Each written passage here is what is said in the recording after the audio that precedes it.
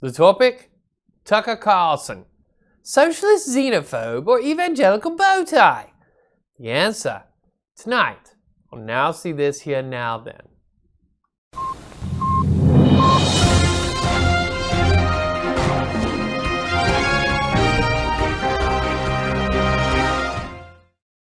Hello, I'm Richard Cranium. Tonight we examine the love-hate relationship between Tucker Carlson and anyone not named Tucker Carlson. His recent explosion in popularity has ruffled liberal feathers as they have tried to explain his meteoric rise in ratings as a sign that the end is near and that the American public is so stupid that it will take a millennial Hispanic House representative from New York to crush him with her 3 dragons and the tamed eye of Sauron. But first, this is the part where I read you a made-up letter from a made-up person in an attempt to amuse you. Tonight's letter comes from an anonymous author identifying themselves as a woke, non-binary, millennial social justice champion, who writes, Dear Mr. Cranium, let me first point out that your very presence on YouTube is deeply offensive. The anxiety that your melancholy show produces forces me to journal for at least 3 hours each day I am thrust into one of your enlightenless rants. I then have to meditate for an hour before going to Starbucks, where my friends and I deconstruct your appearance, your personality, your lack of care of poor unwed immigrant motherless children, and how your very presence is insulting to vegans. Then, after going back to my 2-bedroom apartment over my parents' garage, having my nightly cleansing avocado shake, 2 slices of avocado toast, and half a Godiva avocado chocolate bar, while listening to my racially sensitive noise machine, I am able to relax and purify my mind of your racist ramblings and ignorance of the plight of real people like myself. The very tenor of your voice is an affront to the social plight of millions, nay, billions of individuals who are finding their own light in the newly realized power of TikTok wokeness.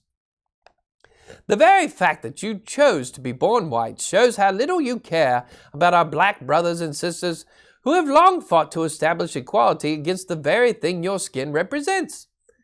Being a former Caucasian myself, I cannot truly understand why you have not rid yourself of your biological tone and joined the rest of the former Caucasians by using these skin toner tubes that have helped to change our natural color from pasty white to luscious brown.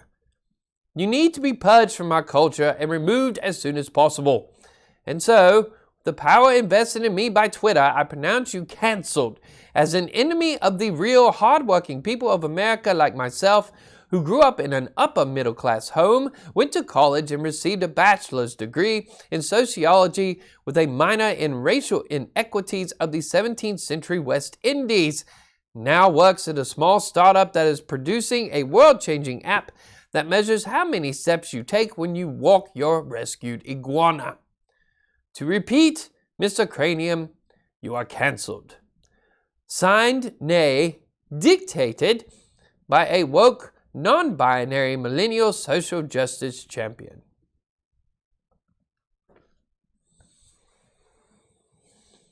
Well, Mr. or Miss woke, non-binary millennial social justice champion, let me make 2 simple points. 1. Your threat to cancel me would hold much more weight if people were actually watching this show. So I'm afraid you have to find some other non-violent course of action on that front. Secondly, to be frank, you yourself are a fiction. This is what we call a parody, a play of mischief, a fictional form of entertainment that uses satire, bad jokes, and a horribly confused accent to kill precious time for stress relief. That you take any of this serious is for me the real joke. Ha, ha. My suggestion to you is to take a good look at yourself and ask the real question that you have yet to answer. If you have the degrees you have, why are you wasting time working for a company to build an app that doesn't change the injustices of the real world? That to me would make a little more sense considering the core of your clientele is rather small. But I do congratulate you on your reaching out to our show and appreciate the effort it took to type out the letter on your iPhone. After we corrected the dozens of mechanical mistakes your phone did not catch and removed the confusing and repeated use of the word ducking, we were able to read it so it made sense. Good on you and your lack of grammatical awareness. It demonstrates how you value your own wokeness. Tucker Carlson. The name alone sends liberals into a rage and sets conservatives into a defensive stance guarding against diversifying the local hair's tita. But who is this wealthy Catholic Sean Hannity understudy of the boob tube manipulation project? Why are so many people talking about him and debating his xenophobic credentials? And where did the bow tie go? Mr. Carlson grew up on the very privileged side of the tracks, going to prep school before attending a semi-prestigious college where he earned a BA in history and then took on the world as a louder, more grown-up version of Bobby from Bobby's World. He rose to prominence through his now historical exchange with a Mr. Jon Stewart on the now-defunct CNN Afternoon Delight Crossfire, where he attempted, unsuccessfully, to draw attention away from Mr. Stewart's criticisms of the show and divisive punditry the show championed by asking Mr. Stewart what one John Kerry had for dinner, since Mr. Stewart possibly stuck his nose up the man's butt. Observe Exhibit A. Why do we have to fight? The two of you, can't we just say something nice about John Kerry right now? I like John. I care about John Kerry. And something about President Bush. He'll be unemployed soon. I failed the test. I made the effort anyway. No, actually, I knew Bush in Texas a little bit, and truth is, he's actually a great guy. He's not a very good president, but he's actually a very good person. I don't think you should have to hate to oppose somebody, but it makes it easier. Why do you argue? The two of you, I hate to see it. We enjoy it. Let me ask you a question. Wait, let me ask you a question first. All right. Is John Kerry really the best? I mean, I think, John Kerry's not a terrible guy. Is he the best? I thought Lincoln was good. Is he the best the Democrats can do? Is he the best the Democrats can do? Yeah, this year. I'd always thought in a democracy, and again, I don't know, I've only lived in this country, that there's a process, what do they call them, primaries. Right. And they don't always go with the best, but they go with whoever won. So is he the best? According to the process. Right, but of the 9 guys running, who do you think was best? Do you think he was the best? The most impressive? The most impressive? Yeah. I thought Al Sharpton was very impressive. I enjoyed his way of speaking. I think oftentimes the person that knows they can't win is allowed to speak the most freely, and because otherwise shows with titles such as Crossfire, or Hardball, or I'm going to kick your ass, or we'll jump on it. In many ways, it's funny, and I made a special effort to come on the show today because I have privately amongst my friends and also in occasional newspapers and television shows mentioned this show as being bad. And I felt that wasn't fair, and I should come here and tell you that I don't. It's not so much that it's bad as it's hurting America. So I wanted to come here today and say, wait. Here's just what I wanted to tell you guys. Yeah. Stop. Stop hurting America. Okay, now and come work for us, because we, as the people. How do you pay? The people, not well. Better than CNN, I'm sure. But you can sleep at night. See, the thing is, we need your help. Right now you're helping the politicians and the corporations, and we're left out there to mow our lawns. You just said we're too rough on them when they make mistakes. No, you're not too rough on them. You're part of their strategies. You're partisan, what do you call it, hacks. Wait, John, let me tell you something valuable that I think we do that I'd like to see you do. Something valuable? Yeah, no, it's nice when politicians, and I'll tell you, when politicians come on, yeah, it's nice to get them to try and answer the question. And in order to do that, we try and ask them pointed questions. I want to contrast our questions with some questions you asked John Kerry recently. If you want to compare your show to a comedy show, you're more than welcome to. Here's the point. If that's your goal, no, it's not. I wouldn't aim for us. I'd aim for Seinfeld. Here's the problem. That's a very good show. Kerry won't come on this show. He will come on your show. Let me suggest why he wants to. Well, we have civilized discourse. Well, here's an example of civilized discourse. Here are 3 of the questions you asked John Kerry. Yeah. You have a chance to interview the Democratic nominee. You ask him questions such as, quote, how are you holding up? Is it hard not to take the attacks personally? Yeah. Have you ever flip-flopped, et cetera, et cetera? Yeah. Didn't you feel like you got the chance to interview the guy? Why not ask him a real question instead of just suck up to him?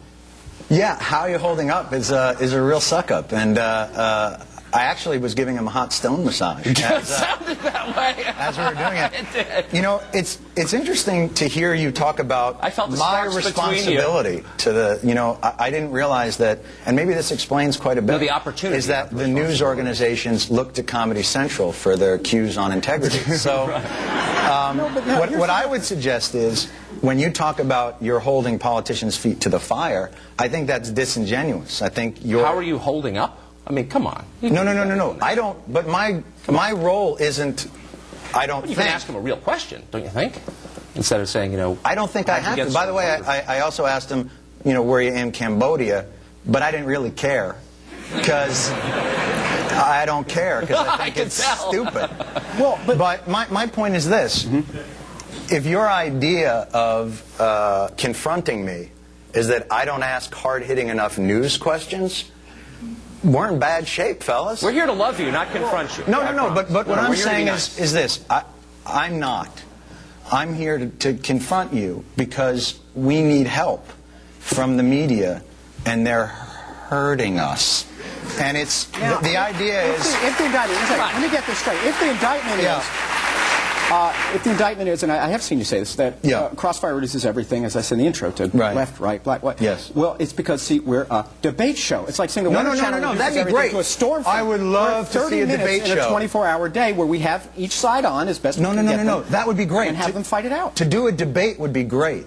But that's like saying pro wrestling is a show about athletic competition. I think you're a good comedian. I think your lectures are boring. Let me ask you a question on the news. No, this is theater. I mean, it's obvious. How old are you? 35. And you wear a bow tie. Yeah, I do. So this is... No, I know. You're right. No, let me just go. No, come on. And listen, I'm not suggesting that you're not a smart guy, because those are not easy to tie. But the thing is that you're doing theater when you should be doing debate, which would be great. No, it's not honest. What you do is not honest. What you do is partisan hackery. And I'll tell you why I know it. You have John Kerry on your show, and you sniff his throne, and you're accusing us of partisan hackery? Absolutely. You've got to be kidding, man. You're on CNN. The show that leads into me is puppets making crank phone calls. What is wrong with you? Well, I'm just saying, there's no reason for you, when you have this marvelous opportunity not to be the guy's butt boy, to go ahead and be his butt boy. Yes, It's embarrassing. I was absolutely his butt boy. I was so far. You would not believe what he ate 2 weeks ago. You know, the interesting thing that I have is you have a responsibility to the public discourse, and you fail miserably. School, I think. You need to go to one. The thing that I want to say is, when you have people on for just knee-jerk, reactionary talk... Wait, I thought you were going to be funny. Come on, be funny. No, I'm not going to be your monkey. Go ahead. I watch your show every day, and it kills me. I can tell you love it. It's so painful to watch. You know, because we need what you do. This is such a great opportunity you have here to actually get politicians off of their marketing and strategy. Yeah, it's someone who watches your show and cannot take it anymore. I just can't. What's it like to have dinner with you? It must be excruciating. Do you like lecture people like this? Or do you come over to their house and sit and lecture them and, you know, they're not doing the right thing, that they're missing their opportunities, evading their responsibilities? If I think they are. Look, I wouldn't want to eat with you, man. That's horrible. I know, and you won't. But the thing I want to get to... We did promise naked pictures of the Supreme Court. Yeah, we did. No. Let's get to those. Why can't we just talk? Please, I beg of you guys. I think you watch too much Crossfire. We're going to take a quick break. No. Look, no, hold on. Please. We've got commercials. Mr. Stewart, we miss you. The failure of successfully battling Mr. Stewart ultimately led to the cancellation of the show. What was lost was Tucker's ability, unlike his liberal counterpart, to actually say something nice about the then Democrat Mr. Kerry, something he did rather quickly. In the aftermath, Mr. Carlson was picked up by MSNBC to be their token conservative minus the bow tie, a role he proved unstable at and unable to keep his more far-right tendencies from bleeding through.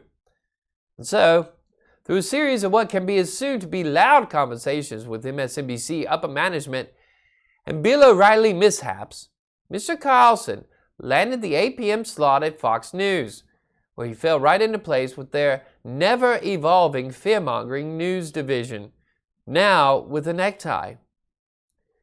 This is where the more mature version of Mr. Carlson's "my face is stuck because I was just told bow ties are all the rage and I missed the boat" look of mouth-agape confusion has taken over the ratings of cable news. As of this taping, Mr. Carlson has recorded the highest-rated news program in cable TV history. How has he done it?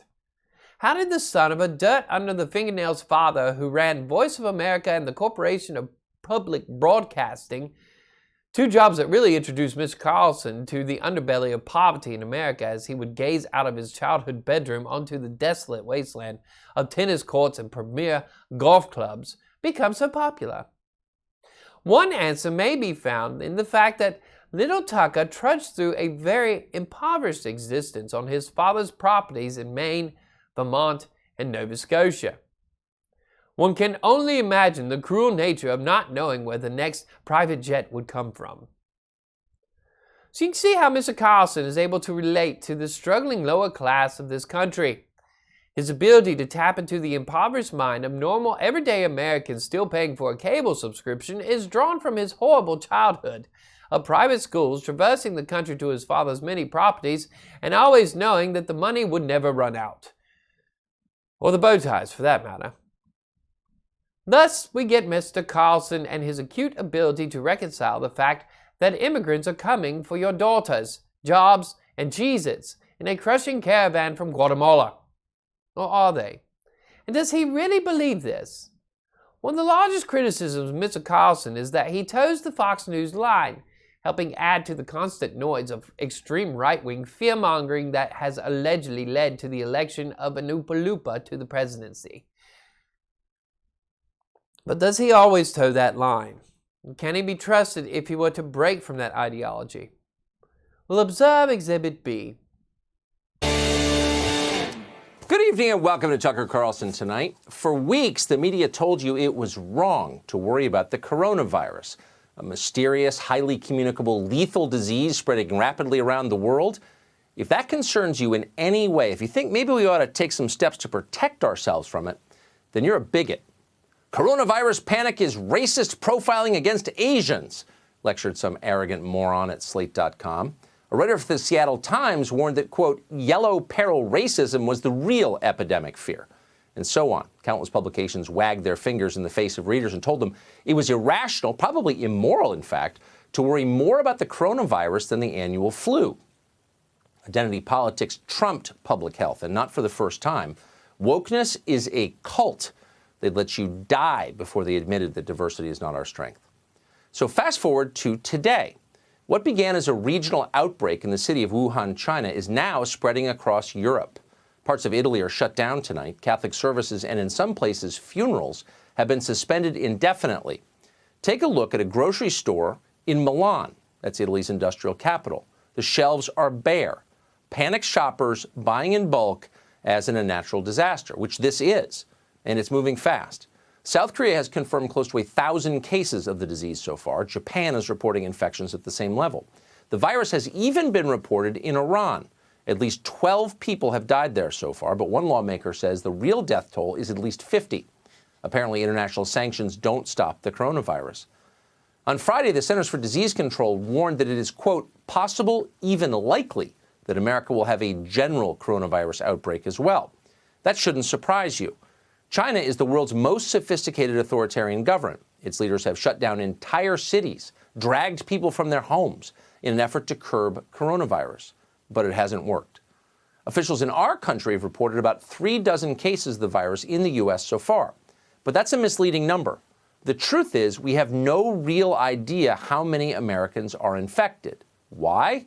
Here's why.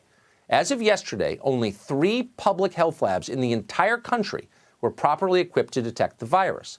Fewer than 500 people in America have even been tested for coronavirus out of a population of 327 million. For real.